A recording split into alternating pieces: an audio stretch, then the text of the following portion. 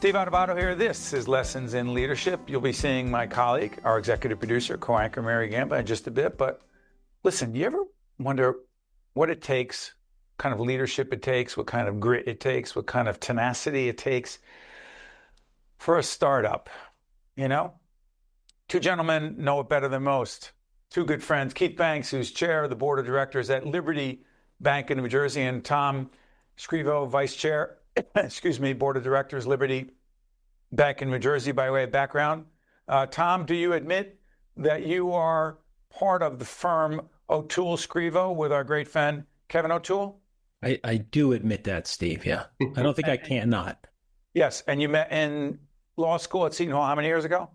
39 years ago. Okay. And Keith went to a different university that I know well as well. Keith, let everyone know you're also the chairman of the board of Hackensack Meridian Health and formerly a top executive at Bank of America. That's right. Keith, where'd you go to college? Rutgers University. Same here. That's an Ivy League school. I told my kids that for a lot of years. Hey, let's do this. Liberty Bank of New Jersey. And P.S., go on our website, stand-deliver.com website. We're going to post this article. This is from NJ Globe, our media partners. Our good friend, and we were mentioning Kevin O'Toole before, wrote a story about Tom Scrivo, his partner, and the startup of this terrific bank, Liberty Bank. Keith, what the heck is it, and why do we have another bank? Well, Liberty Bank is a community bank, Steve, and the need was created for another or a new community bank because of the tremendous consolidation that's gone on, not only in New Jersey, but certainly New Jersey, over the last 20 plus years. We've seen a tremendous reduction in the number of community banks. They've been acquired. And as a result, if you're a small business owner, and we define that for our purposes as approximately $75 million of revenue or less, less and less attention is being paid to you as a customer. Customer service has really dropped quite a bit. There are a lot of unhappy small business owners out there, and we perceived that the timing was perfect for us to go in and try to help fill that void. Well said. Tom, let me ask you this. In reading Kevin O'Toole's article in NJ Globe about you and about the bank, he said that, and he's known you for a very long time. You've been business partners, close friends. He said this was a dream of yours, something you had been thinking about, starting a bank for a long time? Yeah, look, Steve, you asked Keith a great question. Why another bank? Actually, there haven't been a lot of new banks. There was a time when we all remember when banks kept starting up. And that was a time when this became of first interest to me, right? Going back decades when there were a lot of startup banks. And those banks, which, as Keith knows better than anyone, banks are the backbone of our capitalist society, right? They provide opportunity to small businesses. And that's exactly what Keith was saying. There was a time where the community banks were the backbone. There were community banks opening in every town. And that has not happened in the last 20 years. So we hearken back to some great times where there were a lot of banks starting up that were providing opportunity to consumers and small businesses, and that's gone away from us. And so, yeah, that dream has been there for a while, and now we've seen the opportunity, as Keith said, to be that presence again, and to fill that void that has been missing now for about 2 decades. But it's one thing to have a dream, an idea, a concept. It's very different. This is the part on Lessons in Leadership, which, by the way, O'Toole Scrivo is one of our terrific sponsors to help make it possible. What Keith, what I'm fascinated by is the process of going from an idea, a concept, to implementation. And we're taping this program, we're on the 7th of April, will be seen later. You're having a grand opening that's coming up. Yes. That's an official opening. But then so many things happen after that. Keith, give people a sense, and Tom will jump in as well. Give people a sense of what the heck it takes to start up. You're laughing. What kind of leadership, grit, and tenacity and everything else does it take to do something like this? Well, the answer partly explains why there aren't a lot of community banks starting up, because it is, as Tom will attest, a very hard process. So it started, like Tom said, with an idea, and then you get a three or four people together and you kind of stress test the idea, you think about it more. We try to really talk ourselves out of it. We try to ask all the right questions and the tough questions, saying, why shouldn't we do this? It's easy to say why you should, right? So you go through that process.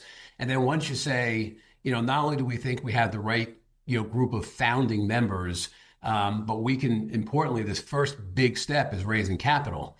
And we had to raise a minimum of 40 million and we set a maximum of 50 million.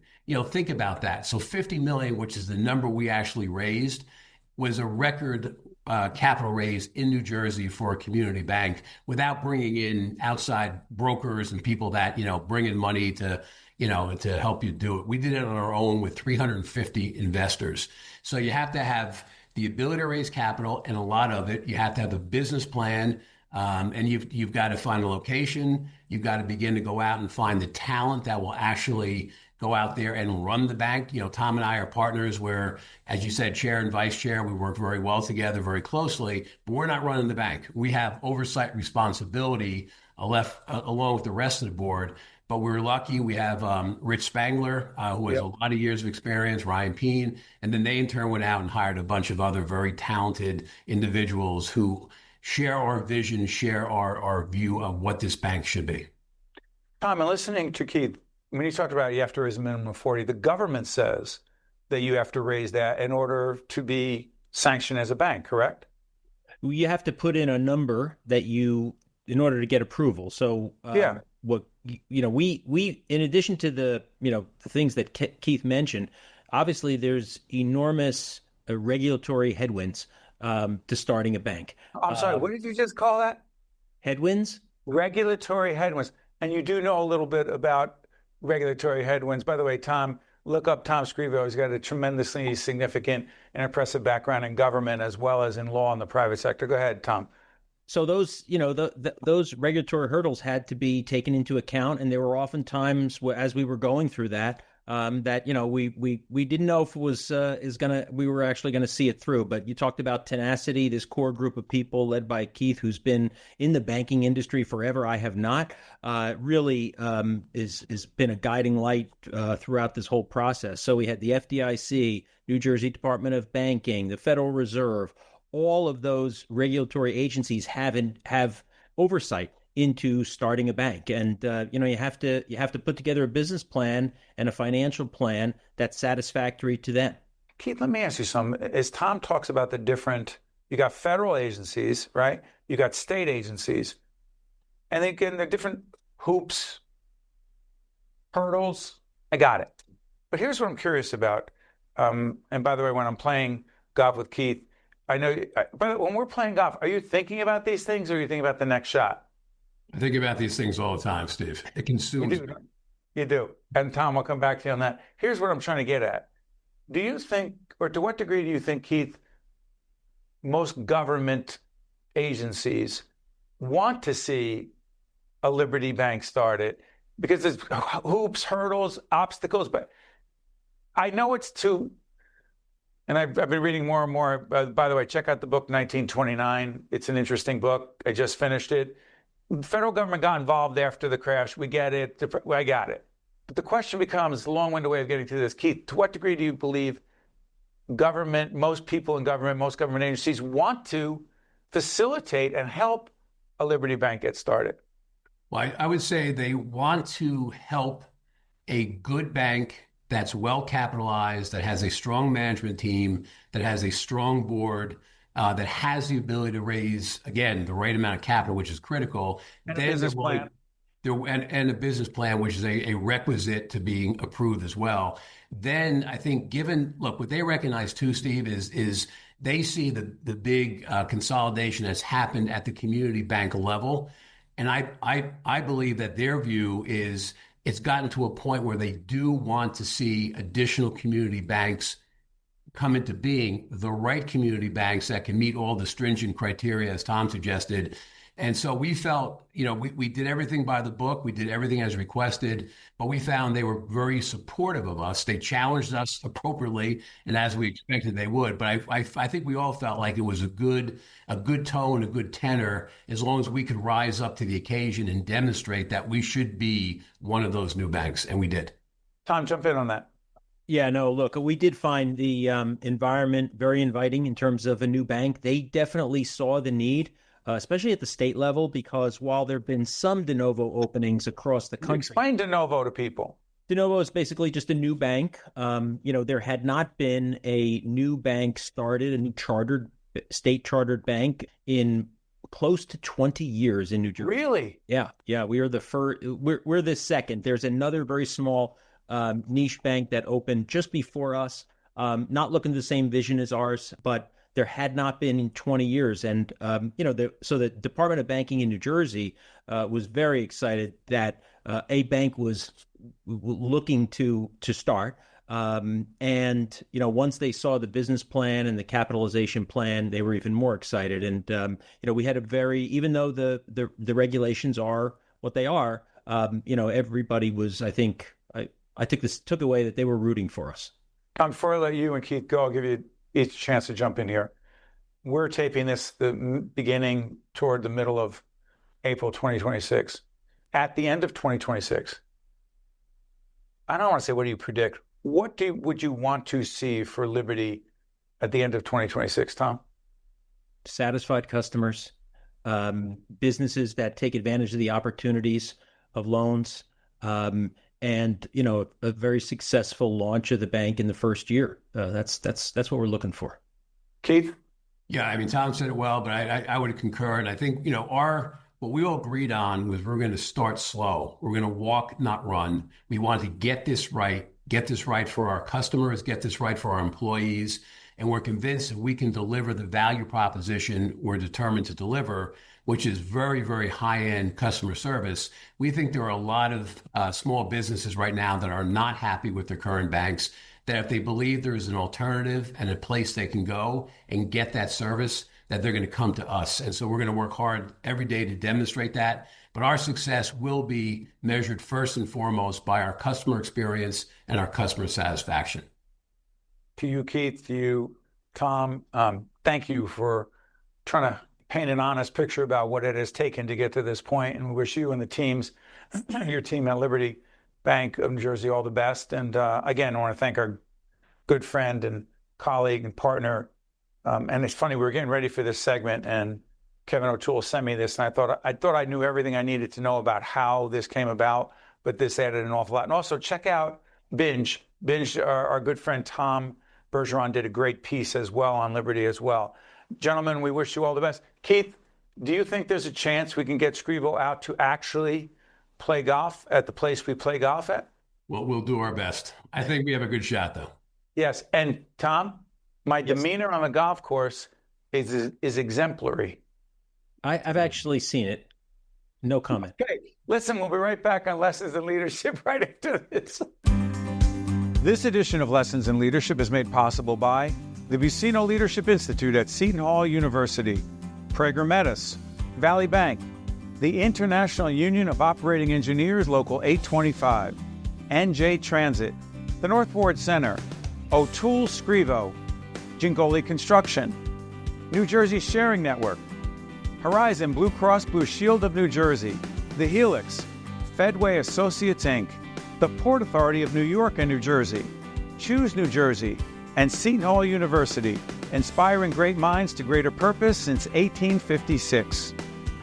This is Mary Gamba. If you want more leadership tips and tools, log on to stand-deliver.com. That's stand-deliver.com.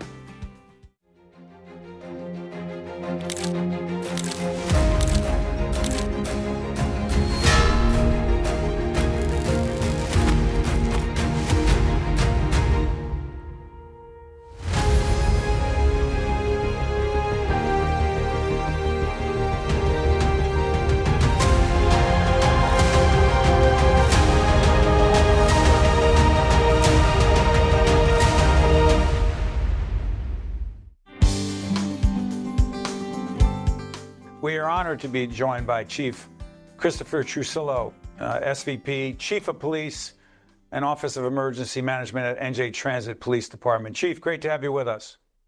Thank you, Steve. I'm happy to be here. Describe your role as we put up the website for New Jersey Transit and how challenging it is. Well, it is challenging, Steve, but I'm very lucky. I work in a great organization. I have a great boss in Chris Calori, and I'm very blessed to have a great department full of dedicated individuals. The job is challenging. As you know, New Jersey Transit, we're a statewide police department, and we've got a lot of challenges with geography, but somehow with our intelligence-led policing model, we managed to make it work, and I'm very proud of the results we've been lucky enough to achieve here at New Jersey Transit. And Chief Trucillo, before that, you were with the Port Authority, their police department, correct? Yes. Why law enforcement for you? Well, that's an interesting question, Steve, and I've told people this about myself. I usually, when I talk to young people, my own children, I tell them you might have a goal in mind, but be open to have doors that open and be aware of those doors that might open. When I was at Rutgers Newark, I was an accounting major. And then I switched to economics. So my path was laid out in a different direction. But a door opened, and I stepped through when I became a municipal police officer in the town I grew up in. And what I told my father would only be a couple years to get it out of my system turned out to be a career that now spans a little over 40 years. Wow. Let me ask you this. And we're doing this on June 2nd. We'll be seeing later. There's a whole range of, the FIFA World Cup. Everything's going on over there in the Meadowlands. But the chief was also there since he's been there for 2010 as the chief of police and the Office of Emergency Management at New Jersey Transit has been there since 2010. So were you there? Super Bowl? Were you there? Yes, I was there, Steve, at Super Bowl. Papal visit? Papal visit. The WWE? Yes, sir. Concerts, sporting events. How the heck? How do you? Things happen, right? And we hope and pray everything works out during the World Cup. But we don't know. Here's my question to you is, I'm a student of leadership, so I'm fascinated by people who are calm under pressure with chaos around them. Where does that come from for you, regardless of the circumstance? It's like that analogy, I guess, of the duck on the water surface. The duck is calm, but underneath the surface, everything is. So, my team, Steve, if I can give a quick analogy Sure. to my command staff, I draw on the board a pie, if you will, and I do 95% and I do 5%. And I tell my team that 95% of the time, we can have time for conversation, discussion, and opinions. But there is always going to be that 5% that I need you to listen and just follow direction and follow my orders. And my tip to my team is we're in the 5%.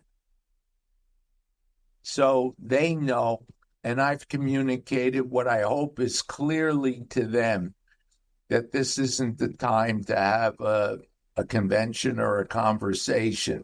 We're in the follow direction mode. But like I mentioned at the onset, all of that needs to happen well before the event. It's the trust you build with your team. It's you work almost in simpatico. You understand, they understand what I expect, and it seems to work. Let me try this in the time we have. And also let me disclose New Jersey Transit is an underwriter of our programming. But I'm curious about this. Police are seen by many as under siege. That for some Americans, some New Jersey Americans, there's an anti-policing mood. If you knew then what you've experienced now, and it's not across the board, it's in the eyes of some, would you still have chosen law enforcement, Chief? I think, Steve, I feel all of those frustrations. I'll give you an example. To answer your question directly, yes, I think I would have. I've been, during my career, blessed to do things, have met people, been engaged in big events, as you mentioned. My experience with the Port Authority, I wouldn't want to repeat it, but I wouldn't trade it for $1 million. By the way, Chief, were you there in 9/11? Sorry for interrupting. Yes. Okay. Yes. You're right, though, about the tension between society and police. And the difficult part is in policing, without the public's trust, you can't be effective. I just swore in 19 new transit police officers right before this. And one of the things I told them was that they need to remember that they're going to operate in a sea of hundreds, thousands of people who pass them by in transit facilities. But always remember that their eyes will be on you, and always remember that they're going to come away with 3 impressions. They're going to come away with an impression of our profession. We've seen that, right? George Floyd incident, right. It changed our whole country and this profession, not for the good, I think. So, number one, they're going to make a judgment about this profession.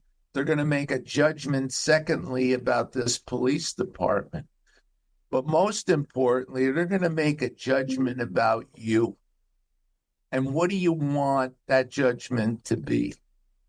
And if you think about that while you're out there doing the work that we're engaged in, and sometimes that's very difficult work, Steve, especially transit policing. That's right. It's difficult work. It's hands-on work. It's challenging work. So that was my guidance and advice to them while they do that difficult job. Chief, I want to thank you not just for this interview, but for 4+ decades of public service in law enforcement. And to you and all your colleagues in the law enforcement community, we thank you for your service and wish you all the best. Be safe out there. Thank you, Chief. Thank you, Steve. Take care. You got it. Stay with us. We'll be right back. This is Mary Gamba. If you want more leadership tips and tools, log on to stand-deliver.com. That's stand-deliver.com. Promotional support for this edition of Lessons in Leadership with me, Steve Adubato, and my colleague, Mary Gamba, has been provided by NJ.com, NJBIA and New Jersey Business Magazine, CIANJ and Commerce Magazine, and the Meadowlands Chamber and Meadowlands Media.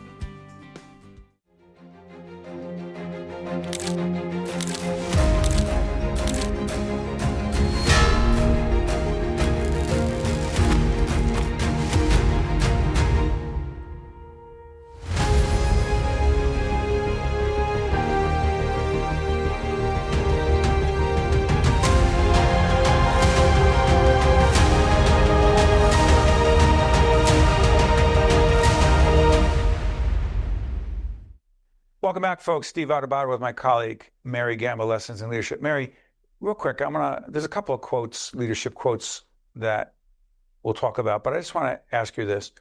You and I have had lots of offline conversations about leadership in law enforcement. You just saw Chief Trucillo from over at New Jersey Transit, previously at the Port Authority. He was there 9/11. Remember, the Port Authority operated and operates the World Trade Center. Mhm. He was there.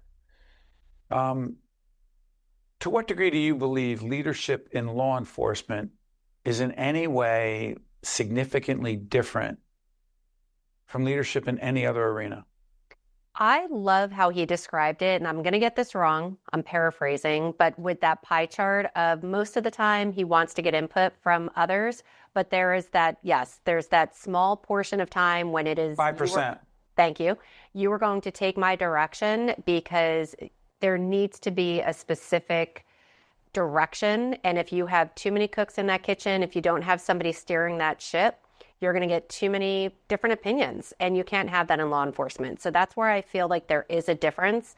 One thing I feel that law enforcement could use a little bit more of today is opening up your ears, collaborating and listening, because sometimes other people do have relevant points of view. But in an emergency situation, in 9/11, or as Chief Trucillo was talking about, some of these really huge events, again, we're taping this right now before the World Cup. This will air after, but whether it's a WWE, whether it's the Super Bowl, we need to make sure that we keep the community safe. So it is a little bit different in that regard. Let me ask you this as a follow-up to that. There are times as a leader that I really don't want to have a discussion. I don't want to collaborate. It's clear to me what the direction is. It's very rare. I'm not sure I'm not going to play the percentage game. And obviously I'm not in law enforcement or in a paramilitary situation. But I will say this, there's obviously a place for collaboration, a place for listening and having discussions about what's the best approach. But when a leader knows and is extremely confident as to what that direction is, and he or she doesn't really want to have a discussion about it, there are times you've said to me, stop acting like you want to have a discussion when you really know you don't. Do you really believe that good leadership sometimes requires a leader to say, I don't really want to talk about this. Here's what we need to do? 1,000% yes. It is comforting to be on a team where the leader is sure of a direction they want to go in, doesn't play games, is decisive, is literally black and white. But most importantly though, if you are going to approach with that type of leadership, you need to make sure you tell your team why you're going in that direction. And because if not, they may not believe you, they may not buy into it. They still may disagree, but at least if you explain the why, especially if you're not looking for input, you do it with your children, right? Oh, why can't you have that extra piece of chocolate? Well, I'll tell you why. And so not saying that as a leader, we talk to our employees like our children, but when you are leading a team and if you are literally making a very specific decision, tell them why. Hey, Alvin, real quick, speaking of quick decisions, what do we have left time-wise? Yep, wrap it up. He said wrap it up? Yep, wrap it up. It's not in the chat. Okay. So my decision at this point, and I don't want to discuss it, is to end this particular edition of Lessons in Leadership. Steve, he says goodbye. Apparently it's not my decision. It's Elvin Badgers as our director. I'm Steve Adubato. That's Mary Gamba. We'll see you next time. This edition of Lessons in Leadership is made possible by the Vicino Leadership Institute at Seton Hall University, Prager Metis, Valley Bank, the International Union of Operating Engineers, Local 825, NJ Transit, the North Ward Center, O'Toole Scrivo, Gingoli Construction, New Jersey Sharing Network, Horizon Blue Cross Blue Shield of New Jersey, The Helix, Fedway Associates Inc., the Port Authority of New York and New Jersey, Choose New Jersey, and Seton Hall University, inspiring great minds to greater purpose since 1856. This is Mary Gamba. If you want more leadership tips and tools, log on to stand-deliver.com. That's stand-deliver.com. Promotional support for this edition of Lessons in Leadership with me, Steve Adubato, and my colleague Mary Gamba has been provided by NJ.com, NJBIA and New Jersey Business Magazine, CIANJ and Commerce Magazine, and the Meadowlands Chamber and Meadowlands Media.